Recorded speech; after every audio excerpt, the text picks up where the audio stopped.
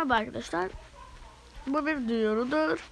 Eğer iPhone 16 Plus ya da iPhone 16 istəyirsinizsə ya da telefon istəyirsinizsə, qəşəng iPhone istəyirsinizsə, bunu ananıza göndərin ya da atanıza. Niyə uşağınıza iPhone 16 Plus və yaxud da iPhone almalısınız? Əgər uşağınıza iPhone alsaz, uşağınız burada telefon olduğunu göstərirəm. Uşağınız bu duyğusu, bu duyğunu falan bunları keçirər, bu duyğuları keçirər. Əgər uşağınıza iPhone almasanız, görürsüz, depresyona girər. Bunun kimi məsələn belə olar.